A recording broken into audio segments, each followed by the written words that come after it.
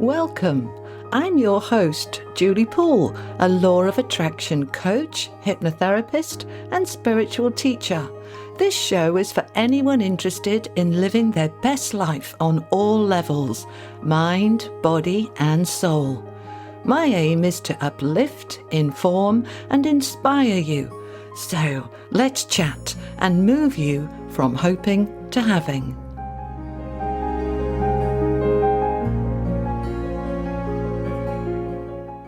Hello, everybody, and welcome. Oh, my goodness me. In today's podcast, I am so blessed and honored to have the amazing Mr. Neale Donald Walsch as our guest to talk about his new book, The God Solution, and just be here. It's wonderful. Welcome, Neale. Thank you so much for being here. Well, thank you. You're very kind in those sweet words, and it's my privilege and my pleasure to be here with you. How can I serve you?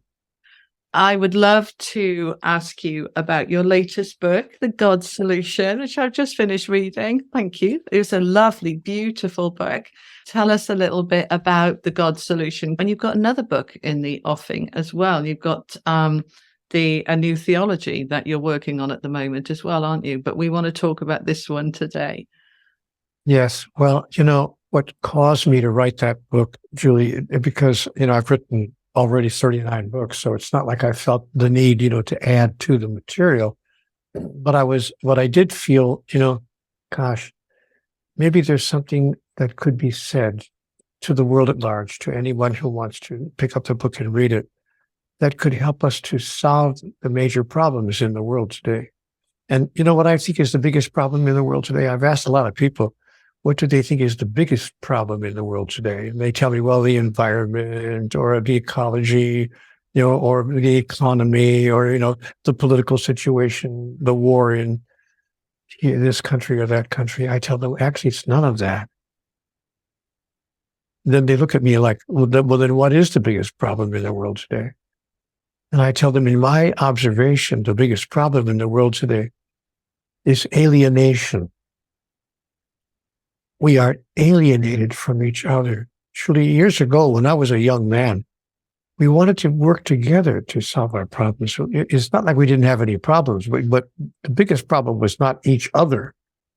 The biggest problem was, what was out there in front of us, and we tried to stand together and work together to create our solutions. But these days, we're making the other person the problem. If the other person is different from us in any way, Julie, if they have a difference of political opinion, if they have a different sexual orientation, if they have a different religion, if they have a different skin color, if they have a different economic status, whatever makes them different from us, they're the problem suddenly. And we start pointing fingers and actually calling names, cruel playground names that we used to use when we were kids on the playground to be mean to each other. Now world leaders are using such phrases and such statements about each other. So the biggest problem in the world today is alienation, because if we can eliminate alienation, we can then, of course, work together to solve the problems that we're facing.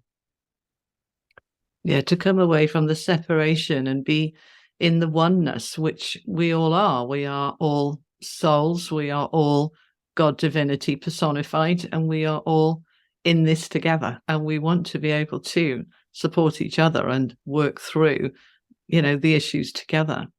So that's why I wrote the God Solution, because I wanted to put, a simple solution in front of humanity. And what I'm suggesting, it's kind of a daring suggestion, frankly, if I do say so, but I've been saying in the book, maybe the solution is to come up with a brand new definition of God.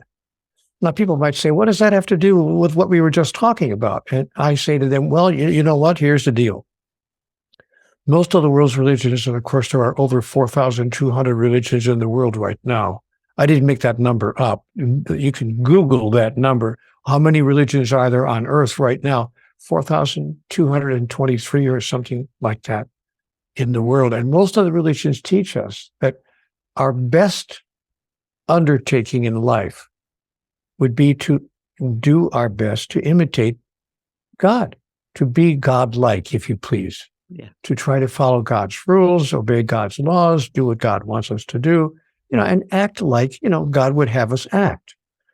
And so we're using God as our model of behavior. That's why the God solution is about God, not so much about us. It's about our definition of God, because we're using God's behavior as our model with regard to how to behave with each other. And most of us think, and most of the world's religions teach, that God is loving for sure, but that God is also judgmental, condemning, and punishing with, punishments that are not trivial, but everlasting damnation. Some religions call it Hades or hell. And, and so we're told that we are condemned to everlasting torture in the fires of hell if we disobey or do something that God does not like. And, I'm not making light of this, but let me give you an example. When I was 9 years old, a priest came to our Catholic school. I was raised as a Catholic, and he was teaching us about mortal sin. And he said, let me give you children, I'll give you an example of what a mortal sin is. A mortal sin is a sin that God will not forgive, by the way. If you die with a mortal sin on your soul, you go straight to hell, no questions asked. So, of course, we're all sitting there. I'm 9 years old. I'm a 9-year-old child. And we're all sitting there in fear. Oh, my gosh, well, what is a mortal sin? Can you give us some examples? He said, sure. I thought he was going to say murder, or stealing someone's life savings or whatever. He says, well, missing Mass on Sunday is a mortal sin. I said, wait a minute, I'm sorry, Father, if I miss church, I know I should be going to church, but if I miss church one Sunday in my life, and if I don't go to confession fast enough and have that absolution given to me by a priest, that I'm going to be sent to hell for everlasting damnation because I missed church one Sunday of my life? Yeah, and by the way, I'm not making this up. Folks, if you think I'm exaggerating, check Roman Catholic theology. That is taught to this very day. I know, it's shocking, isn't it? I remember so when people are, and the Catholic Church is not the only religion that is using fear to fill the temples, the churches, and to fill the synagogues with people. We have to use fear of God. Well, of course, now, here's how that relates to the biggest problem in the world today. If we think that this is how God behaves, we're going to behave the same way. Therefore, we will say that we love each other. We're loving people, we hope, but we also use judgment, condemnation, and punishment with each other. And it's going on every day, all over the world. It's going on in Ukraine right now. They can't even agree on something as simple as where is the borderline between our two countries. Oh, well, we have a disagreement about the borderline. I got it. Let's kill about 3,000 people and see if we can't come to an agreement. Let's bomb churches and let's bomb schools. Let's bomb libraries and let's bomb the country into smithereens so that we can get them to agree on what we think is where the borderline should be. Are you kidding me? And this is how we behave with each other in many other areas of life as well. Yeah. So the God solution proposes that we redefine God, which would then allow us to redefine ourselves and our own behavior. And the God solution says that God can be defined in English in 2 words: pure love. Now, Julie, when I say this in front of an audience, someone in the back of the room is sure to get up and he'll say to me, oh, Neale, come on. I've been listening to you for 20 minutes. I thought you were going to bring us something revolutionary here. You've come here to tell me God is love. We all know that God is love. No one disagrees with that. Even though different religions have different doctrines, nobody disagrees that God is love. Of course God is love. And I have to say to my friend in the back of the room, whoa, relax, slow down. I didn't say God is love. Yes, you did. I heard you just said it. I said, no. I said, God is pure love. Now, my friend in the back of the room will say, okay, what's the difference? The difference is that pure love needs nothing in return, expects, requires, and demands nothing in return, hopes for nothing in return. Pure love simply expresses love itself for the joy of it And it's and not all that love earned, would it's give. free. That's the other thing, And, isn't it? and you know what? That's how God loves us, which means that God is not, excuse me, folks, I'm sorry to have to tell you this, but God is not judgmental, condemning, and punishing. And God will certainly not punish us with everlasting damnation for failing to go to church one Sunday morning. Come on. But this is the God we believe in, and this is the behavior we've adopted in our own life as well, because, hey, you know what? What's good enough for God is good enough for me. But that's what's causing the alienation on the planet. We feel justified in behaving the way we are behaving because we notice how we are told that God behaves with us. So the God solution is to change your idea about who and what God is, which would change necessarily your own idea about who and what you are. Imagine if we used pure love that needs, requests, demands, requires nothing in return.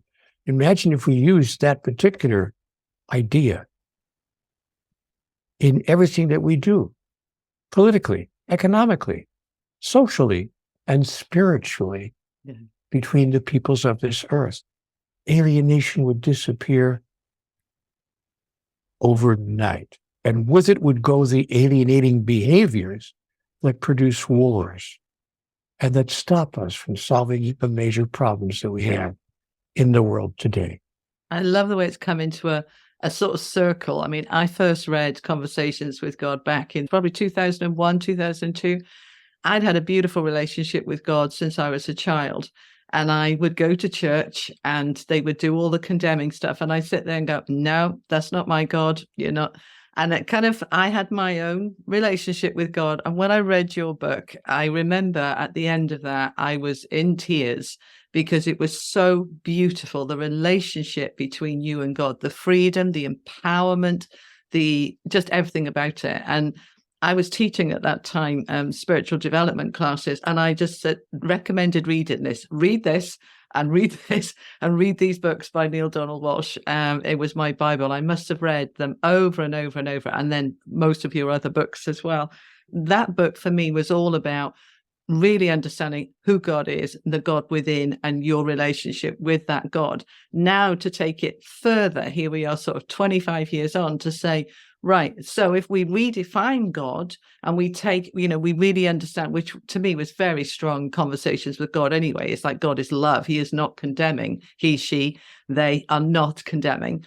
That you're now pushing that further now in 2023 to say, let's just redefine it. If we take away the punishment and we take away the condemnation and we behave then as God ourselves, which of course we are, then we can move this world into a place of pure love and pure peace, which is what we all want.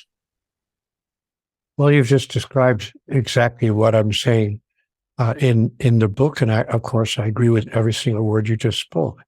Most of it came from you. That's why you were my teacher. Conversations with God became my Bible. And I taught from it. I mean, everything I've taught out for 20 odd years has come from you. You are the inspiration. So when you say, look at God in a new way, I kind of go, I listen to what Neale Donald Walsch says. He knows what he's talking about. He's got it right. And let's feel into that, whether that resonates. And it certainly does for me. And I think it will for most of my followers and watchers. Because I teach the empowerment and the love that comes through and from God. I know in the holy experience, you say, for me, the difference between divinity and humanity is that divinity seeks only to distribute and humanity seeks only to gather. And I love that because that divinity to me is the definition of God. That really resonated for me, the distribution and the gathering. That really kind of made a big impact. We should explain to people what she's talking about is the book called The Holy Experience, because it's not a widely known title. It didn't sell like 5 million copies. But in that book, I try to describe for people what it's like to have that holy experience of knowing, understanding, relating to, and having a friendship with God. Yeah. And yeah, it's true. And I love, frankly, I forgot that statement myself. I forgot that I wrote that, but that is a wonderful summation, that God seeks only to distribute and humans seek only to gather. But, and I can understand, basically, our cultures have been taught insufficiency. We've been taught there's not enough. So, of course, we have to gather. There's not enough food. There's not enough shelter. There's not enough of the good stuff of life to go around. There's never enough love. There's not enough sex. Of course, that's a given. And there's not enough of the other good things in life. So we have to gather. We're out there seeking. We're even seeking. There's not even enough wisdom in the world. We're seeking wisdom. So we are told that it's good to be a seeker. And what Conversations with God said to me was, actually, do not be a seeker. Be the source. Yes. Be the source of everything you wish you had more of in your life. Be the source of it in the life of another. For what you give to the other, you will receive, because what flows through you sticks to you. What a simple thought. What a simple idea. Absolutely. There was another quote, I think, again, from the Holy Experience. Sorry, I know we're talking about the God Solution, but some of No, it's okay. You can talk about anything you want to talk about. No, I don't care what we're talking about. That there was a beautiful quote you said here. Therefore, do not look for your master. Be the master for whom you have been looking. Do not seek the truth. Be the truth that you have been seeking. And do not attempt to change another. Be the change you wish to see. I love that. I had to put that in and say, I want to it resonates so much, because as you were saying, that we want to shift the blame and the responsibility onto everyone and everything else, including God, rather than take that ownership to actually be the master, to be the change, to be the truth, because everything is within us and it's inside that we need to seek rather than outside, and that the God within us will show us the way. And it's not a little man sitting on a cloud up there. It is an energy in all things, in everything. And I love the kind of, it's the within and the without. It's the no in the nothing. It's all. It's just beautiful. Everything about that just resonates to me so much. Anyone who wants a copy, by the way, of the Holy Experience, but anyone who wants a copy, I will upload you an author's manuscript copy of that book for free. If you're a viewer or a listener to this program by Julie, that's all you have to say. I heard it. I heard you say it on Julie's program. Please send me a free copy, upload it to my computer, of the Holy Experience. Oh, that's beautiful. Thank you. That's very generous offer. Send me an email. And now the next question is, well, Neale, what is your email address? And it would be going through your website, wouldn't it? NealeDonaldWalsch.com? Yes, but the address, my email address to send it to me would be, you're supposed to ask me. What's your email address? I thought you would. Strange you should ask. Okay, enough kidding around. The actual address is Neale@NealeDonaldWalsch.com. So Neale@NealeDonaldWalsch.com, and then say, hey, I'm a fan of Julie's program, and please send me that free copy of the Holy Experience. And I'll also send you a free copy, by the way, of the God Solution. Wow. If you want that. Just ask for it. I'll send it to you. That's beautiful. So I will put that link in the description box, guys. So if you're on the podcast, I'll put it in the description box. If you're watching on YouTube, it's in the description box. I will put that link in for Neale. And all you got to do is say, I saw this on Julie's show. Please send me a copy. These are beautiful books, and they are enriching on every level, enriching in the soul, in the being, in the emotions, in your relationship with Source, with God, whatever word you want. I know many of you don't like the word God because it brings up all the connotations of religion and restriction and dogma and all of the stuff that Neale was saying there about when he was 9. You know, we don't want that. That's not our God. Our God is love, pure love.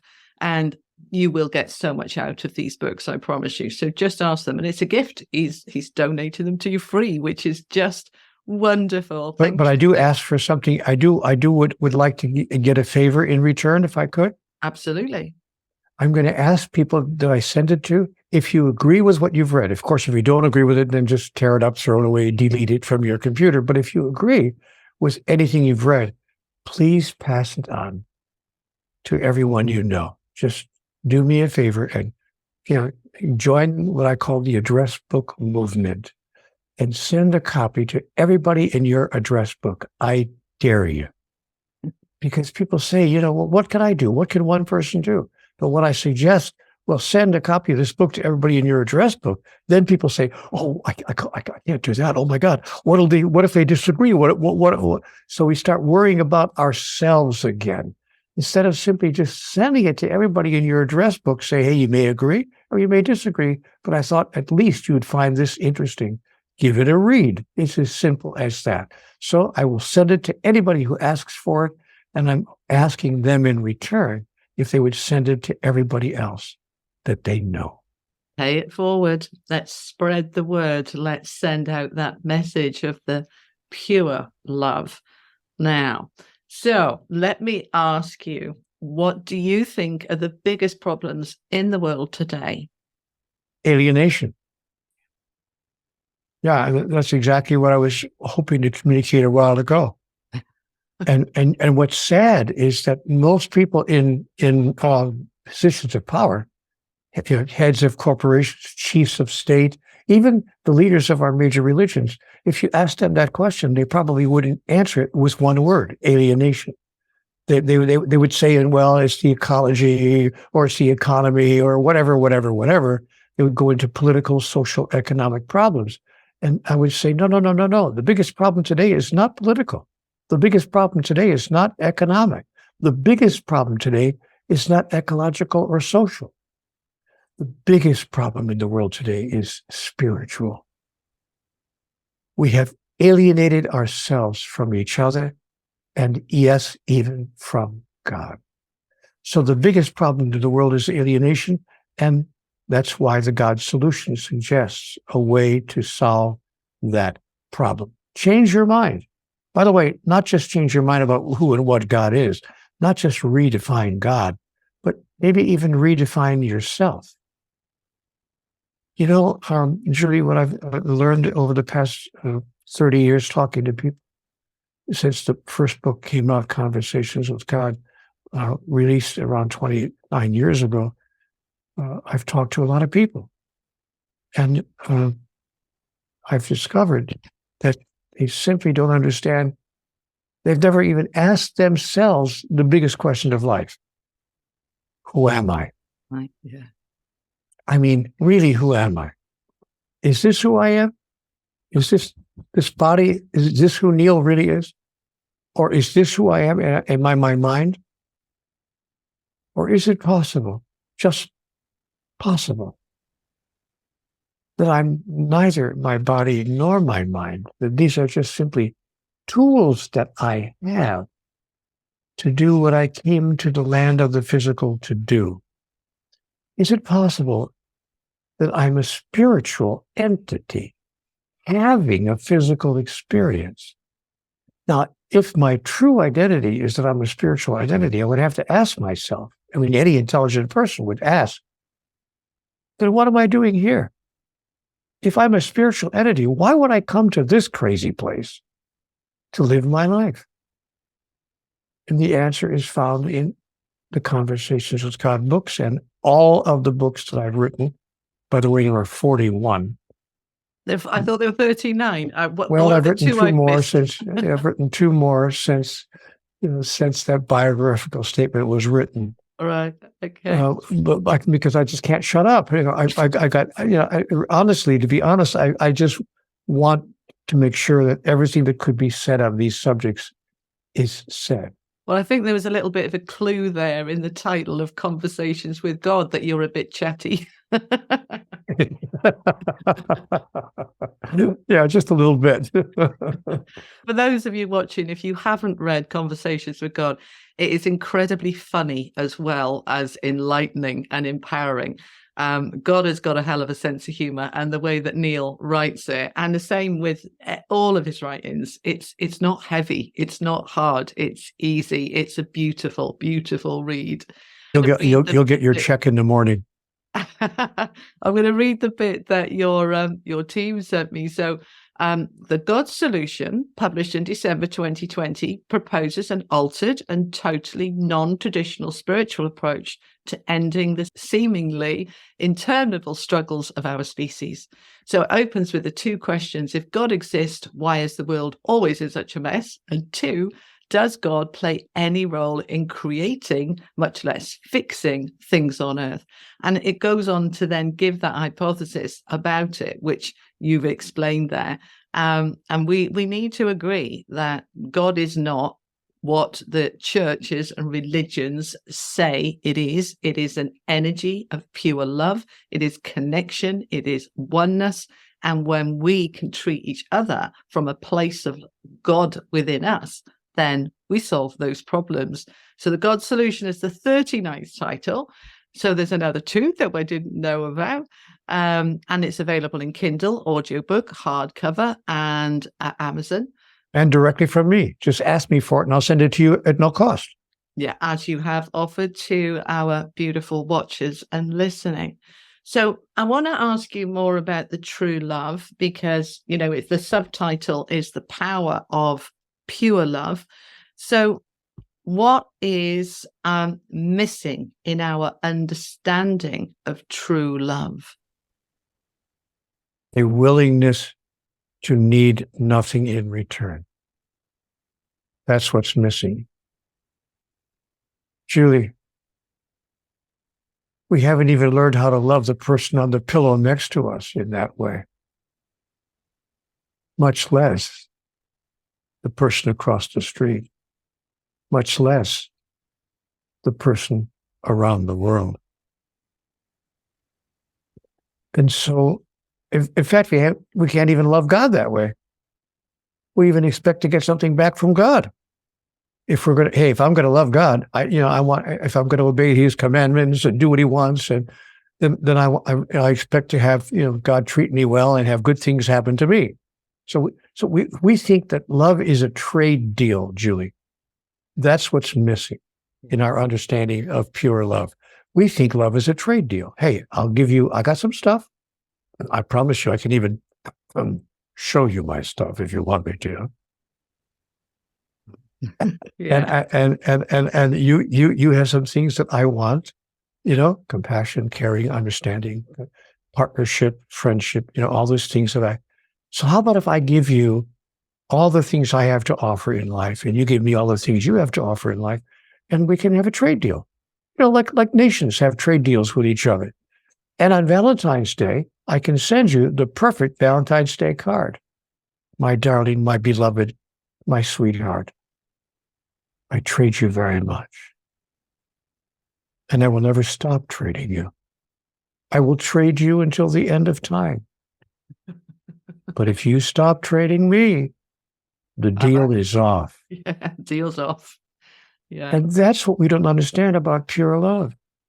Because pure love wants, needs, and even hopes for nothing in return. Now, people sometimes say to me, Neale, come on, I have some basic needs in life. I mean, why have a partnership if I don't have any companionship? Why have a marriage if I don't have certain benefits from the marriage? What's the point of the whole thing? To say nothing about what's the point of my relationship with God? And I have to explain, when you share the grandest part of who you are, the part of you that needs nothing. By the way, that's why I asked the question earlier, who are you? If you think that you are a spiritual being and not this body and not this mind, it will suddenly become clear to you that you need nothing in return from anyone in order to be totally joyful, totally happy, and a total expression of divinity itself. Because you are, in fact, an expression of divinity. So it's really quite simple to step into that role. But it does require you to embrace the notion of who you really are. Who am I and what am I doing here on the earth? That becomes the question that we answer. So that's what's missing in our understanding of love. We think that love is a trade deal. How can I love someone from whom I get nothing in return? Oh, because you're not loving them to get something in return. You're loving them because they're lovable. If I say I love you in hopes of getting something in return, then I'm simply loving me and using you as an example, as a process, as a way to get what I want, as a way for me to feel love. So I played that game in my earlier years in life, in my 20s, 30s, and 40s, even in my early 50s. That's how I played the game. You mean you were not perfect? Well, these days. But when I was a young guy, I was playing that way. I watched your movie. I watched the movie of your life and I loved it, by the way. I had no idea all these years that you were homeless before all of, your fame and everything came. But wow, just wow. But yes, I watched some of the antics and the predatory male behavior that you were doing back then. Typical. You're not. By the way, not just male behavior, females, you'll be surprised to know, behave that way often as well. Yes. What can I get from you? And then I'll see if I want to trade with you what I have to give to you. So it's not just a male behavior, but I was behaving like a typical male in my 20s, 30s, 40s, and even in my early 50s. And that's why I had one marriage after the other that didn't work out, that just wouldn't hang together and hold together. I didn't know what love was all about. So I've now decided to love other people, beginning with the person on the pillow next to me. My wife's and that I've now been with for God love it, 60 glorious years. And for me, that's a record, by the way. To be married to the same person for 16 years. Oh my God. Finally got it right. I finally got at least close to right. We like all people who live together 24/7, we have moments, when things aren't as sweet as we'd like them to be. But I'm going to say 90% of the time, we've got it right because we both share the same philosophy, the same understandings, the same awareness, and when we decide to treat others the way we would like to be treated, and when we decide to seek the experience of divinity flowing, this is a daring thing to say, but I'm going to say it, flowing through us, as us. If I dare to try to behave as I believe divinity would behave, in my every interaction with you, it's going to change dramatically my relationship with you and with every other person on the planet. So that's my effort with my beloved spouse. But, the point I wanted to make about that was when we decide to seek that aspect of ourselves, which I call the kingdom of heaven, everything else that I thought I should be seeking in life falls in on me automatically. And to get back to a point we were making a moment ago, when I decide to be the source in the life of another, of that which I have to provide them with pure love. And by the way, when I decide to be the source in the life of another of everything I want, if I want more companionship, be the source of more companionship in the life of another. If I want more abundance, be the source of more abundance in the life of another. If I want more understanding, be the source of more understanding in the life of another. If I want more sex, be this. Well, anyway, you get the point. So whatever I want more of, be the source of it in the life of another. This is what I teach as well, but I would use the word mirror, but I actually put, be the mirror, be what you want to see. But I often say life is, the life that you're looking at is the mirror back to you of who you are with you and how you are with you. And if you want to change the mirror, you have to change the source within you. But I love that, be the source. I think, that needs to be our mantra. Comment that below if you're watching on YouTube. I am the source. Just be the source. And someone else said it really eloquently. There was a guy who was walking around on this planet a few years ago who actually put it very eloquently. It's going to be a Jesus quote coming. I can feel it coming on. Oh, he said, "Never quote me again or I'll send you to hell." Oh, no. That's not what he said. I'm sorry. He said, you preempted me. He said, "Do unto others as you would have it done unto you." And he also said this, interestingly enough. He said, "Don't go around asking, what are we to eat? What are we to drink? Wherewithal would we clothe ourselves? Seek ye first the kingdom of heaven, and all these things will be added unto you." Yeah. It's as simple as that. And people say, "Oh, Neale Donald Walsch is a New Age author." This is not New Age stuff. This is stuff we were told thousands of years ago. Yeah. And not just by Jesus, by Buddha and Muhammad, bless his holy name, by Moses, and by all the great teachers, by Catherine of Genoa, by Julian of Norwich, by Mother Teresa. We've been taught this by the spiritual masters across human history, male and female. It's not a question of, is God talking to us? The question is, who's listening? Yeah.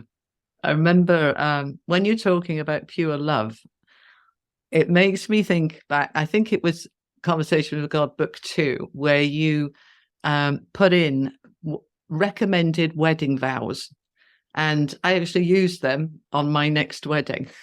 It didn't work out long term, but it was nice in the moment. But I loved those, not really vows, because we didn't call them vows. I can't remember what you called them, but the agreement of that we're free, that as long as the love is there, it flows and it works. When the love goes, and if you want to go, I want to go, we're not owning each other. We are two individuals who choose to be together. And that, when we're talking about the pure love and the concept of loving the person next to you or the person across the street, that principle was there in Conversations with God, wasn't it? It was saying that love is free. You can't own it. It needs to be unconditional and pure, and to allow to coexist within I am me and you are you, and I don't seek to change you.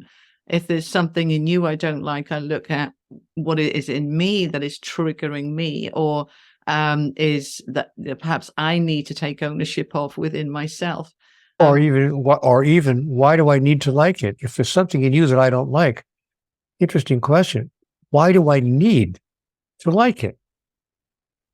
Can I get through my life and continue loving you, by the way, even if I don't particularly like this thing that you do, or this thing that you often say, or this behavior that you exhibit? Why do I need to like it? What if unconditional love? See, if God liked us or loved us that way, we'd all be in serious trouble. But God does not love us that way.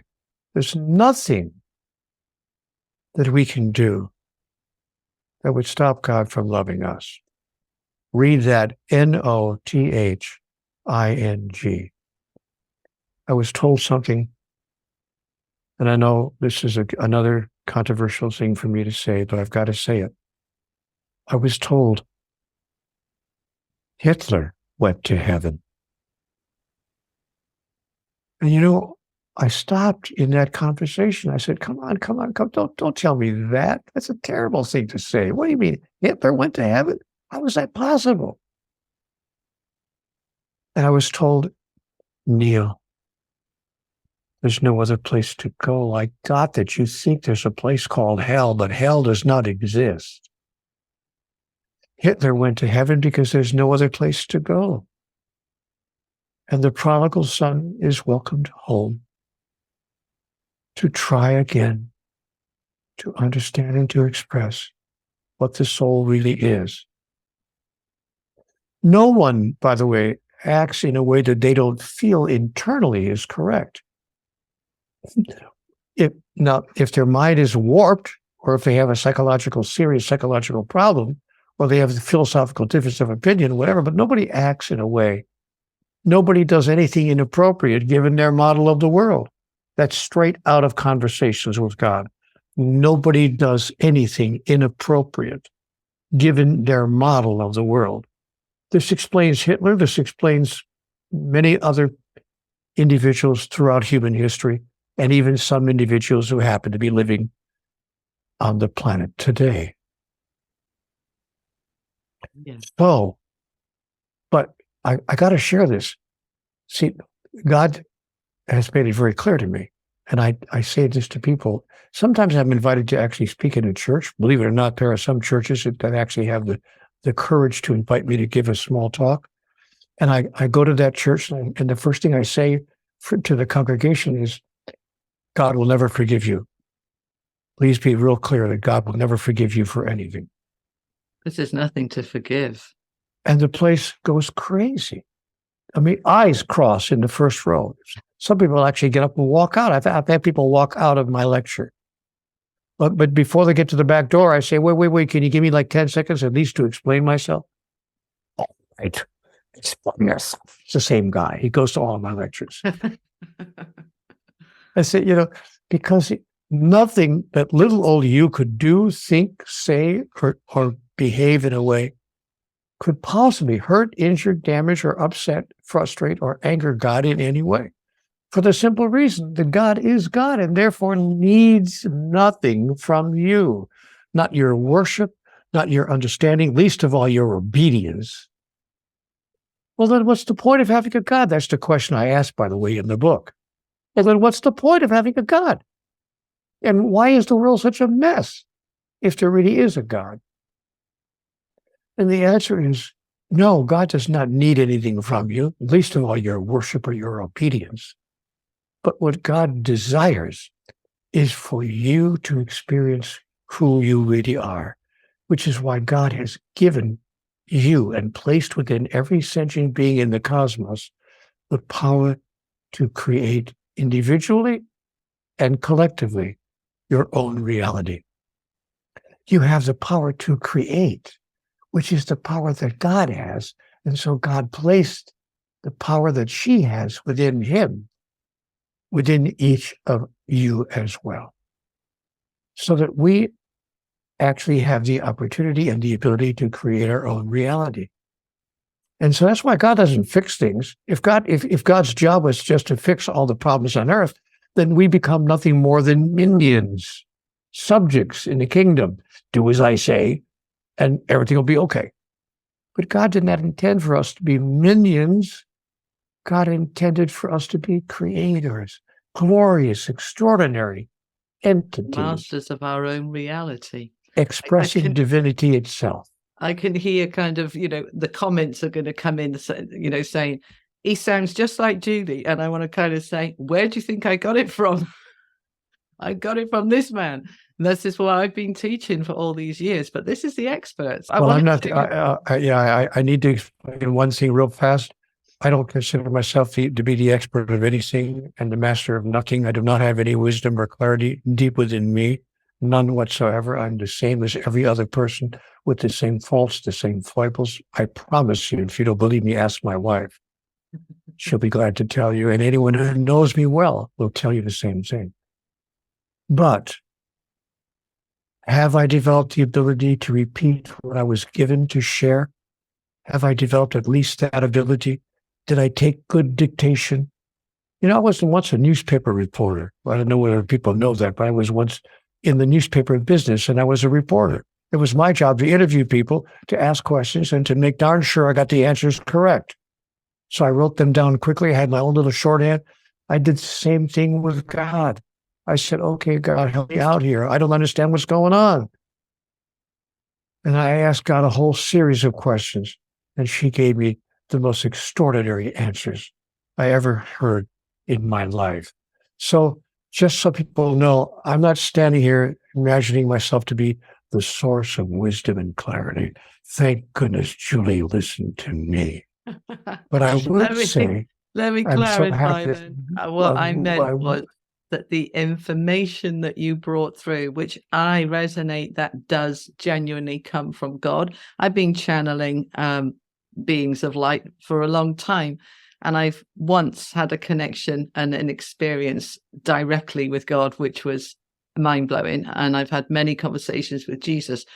And when I read your book, for me, every word resonated. This is directly from source. This is from God. This is God's word. And it absolutely resonated on every single atom of my being. So when I say you're the expert, I mean God's the expert. But let me say this as well, so people don't misunderstand that aspect of me either.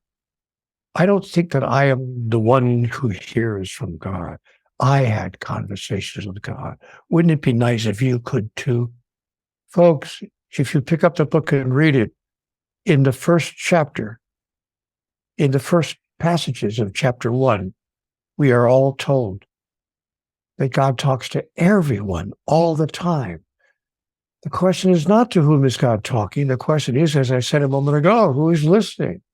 So be very clear that God is communicating with all of us all the time. We're simply calling it something else because we don't want to be ridiculed or made fun of. So we call it intuition, or an epiphany, or a sudden insight, or a brilliant idea that struck me while I was in the shower, or whatever we can get away with. But it's all the same thing. God is talking to you all the time, including the part of you that's hearing God say right now, listen carefully. You didn't bring yourself to this program by accident. You came to this program not by coincidence. Your soul led you here. Listen carefully. If this feels like truth to you, embrace it. If it doesn't, then throw it away. I tell people, you know what? My books may be all wrong, but I imagine myself to have heard from God could be inaccurate. You must, as God says in the book, by the way, discern. You must be your own authority in all spiritual matters. If you read information in these books that you don't agree with, toss the book out. By the way, toss out all the books that purport to tell you the truth about God, unless they ring true in your heart. Or as my friend Bill used to say, because I know himself be true. But he was also fond of saying, I love Bill, he was just a smart guy. There are more things in heaven and earth ratio than are dreamt of in your philosophy. To be or not to be, that is the question. Thyself be true. Wow. That's just beautiful. One question I have for you. You said, and I can't remember which book this was, collective consciousness can be altered when the alteration of individual consciousnesses reaches critical mass. When sufficient individual energies are lifted, the entire mass is elevated to a new level. Do you think we are there yet? No, of course we're not there yet. But do I think we're on the way and getting closer than we've been in a long time? Yes, I do. Thanks to inventions and wonderful advances such as this, the internet, and the technologies, these kinds of technologies that put the world right into our hand. And what we're doing right now, talking across the miles, was not possible even 20 years ago. We simply didn't have this ability. Now we have the ability to share eternal truths with thousands of people instantaneously. So when I talk about the address book movement, for instance, when I tell people, I'll send you a copy of the God Solution at no cost, I'll upload it to your computer tomorrow. But I hope that you will send it to everybody in your address book. That's something we couldn't have done 30 years ago. When I was, a younger man in my 50s, I couldn't have dreamt of being able to do something that we can now do today. So Do I think we're on our way to reaching critical mass? Yes. And by the way, critical mass, for people who aren't aware of it, it's not like one more than half. It's not 51%. It's not even 30%. It's not even 20%. It's not even 10%. They're told by those who know about such things that critical mass is somewhere between 3.5 and 5% of the whole. Wow, I did not know that. That's critical mass. And when we reach 5% or so of the whole, the first domino falls. And the rest of the dominoes follow. And if you don't believe it, by the way, watch how fast a catchphrase, a young person, the young people today, they have catchphrases. Watch how fast a catchphrase can catch on around the world virtually in 2 weeks, because 5% of the people heard about it first. Watch the fashion world. Watch how fast a fashion can catch on virtually overnight. I understand now. So when 5% people get it, they are sharing it and spreading it, and it becomes like ripples in the pond, and it just goes out. So we are close to critical mass. We're moving toward that more rapidly. All we need are committed, if I could put it this way, committed players in the game. If you have a thought about our reason for being here, who we are, and the purpose of life, and who and what God is, that you feel is a positive thought that could help change people's lives and change the world, for goodness sake, and I mean literally for the sake of goodness, share it with everyone whose life you touch. Because, by the way, that's the single most important message in conversations with God. You're supposed to ask me, Neale, what is the single most important message of the 3,000 pages of the Conversations with God material? What is the single most important message from Conversations with God series? From the 3,000 pages, what is the single most important message? I had fallen to my knees, Julie, all kidding aside now. Thanks for asking that question, because I had fallen to my knees at a particular point in my life. Everything was not working. My relationship with my significant other had broken down. I had moved out of my house. It was an amicable separation. We weren't, fighting terribly, but we agreed it just wasn't working. And I didn't want that to happen. So I was feeling terrible. I found a little roof top apartment, on the top of somebody's garage, and for a little bachelor pad that I could hang out in for a while. But then 5 days later, I lost my job. My corporation was downsizing, and I was the last person in, the most recent hire. I'd been there only a year and a half. I was the most recent hire. I was the first one to be let go. Now I'm out of a relationship and out of work in the same 5-day period. But now 4 days later, I'm driving to an appointment for an interview for a new job that I felt certain I was going to be qualified for. They're going to hire me on the spot. But a man turned in front of me, made a left turn in front of me as I was driving down the road. He misjudged the distance and the speed of our cars, my car. I was tootling along, by the way. I rarely drive more than 25 miles an hour. I wasn't racing down the highway. I was piddling along at 25 miles an hour, but he crashed right into me, totaled my car, and almost totaled me. Yeah, your neck was in a brace for a year, 2 years, something like He that. broke my neck. Wow. And by the way, it wasn't a hairline fracture. It was a 3/4 inch avulsion fracture of the 7th cervical vertebrae posteriorly. That happens to be a break large enough to put a pencil through.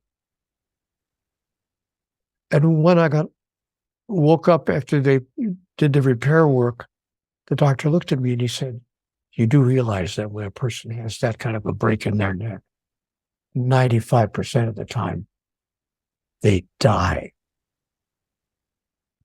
And the other 5% absolutely winds up being paralyzed from the neck down. You have suffered neither outcome." And the surgeon looked at me in the face and he said, "What do you intend to do with the rest of your life?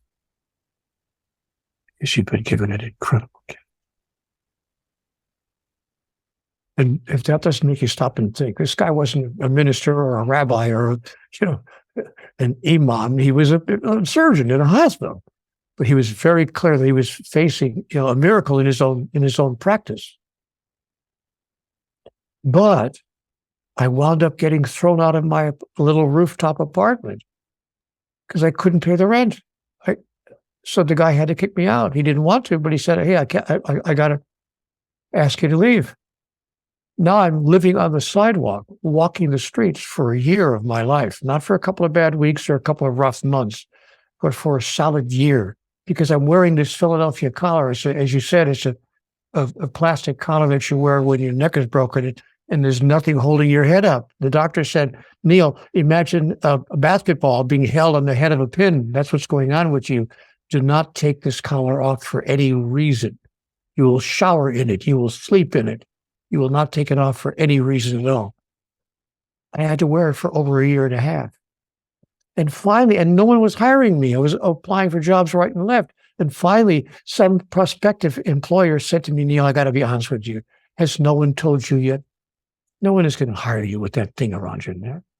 You're a walking insurance claim. You make one wrong move, we're paying your medical bills for the next 2 years. When you're free of this thing, come and see us."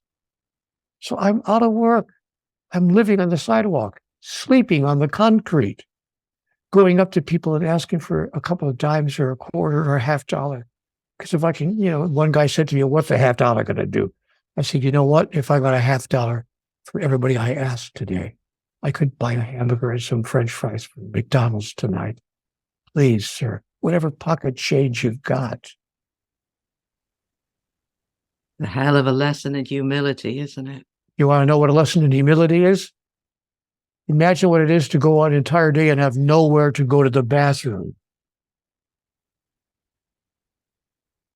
It's one thing if you have to take a little, excuse my language, but men say take a little leak. It's one thing if you have to just take a leak. Excuse me, if you're doing number 2, where does that happen?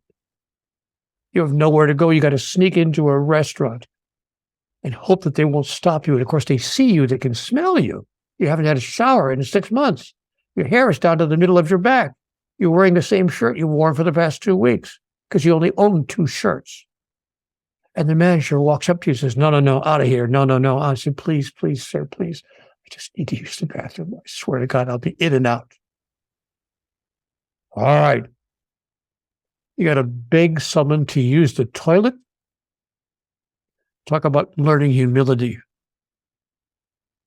So, by the way, if I could add a little piece of information to that, when you are walking down the street, if you pass anybody with their hand out, just give them something. If it's a single dollar bill, don't walk by them and make a judgment. He's just going to use it. He's just going to use it to buy drugs. He's just going to buy out. Don't make a judgment. You don't know. Give him the dollar you got in your pocket. In fact, always have some folding money with you. Make sure, I reach into my pocket. I always make sure I've got folding money. Always. Because I never know who I'm going to run into, or as I'm driving off the exit ramp on a freeway, and there's a guy standing there with a cardboard sign, "Anything helps." For God's sake, roll the window down and give him a 5. Make his day. My little request from somebody who's been there. I totally support it. Totally. I mean, before I was working as I am now for the last 22 years, I was a homeless manager. That was my job, helping homeless people. So it's close to my heart as well. And we should absolutely, well, I don't like to say woulda, shoulda, couldas. Your heart will guide you to be kind and generous and compassionate and loving with all fellow human beings. Because that's who you are. And when you step into the full demonstration of who you really are, you will touch lives in a way that they will never forget. And by the way, neither will you.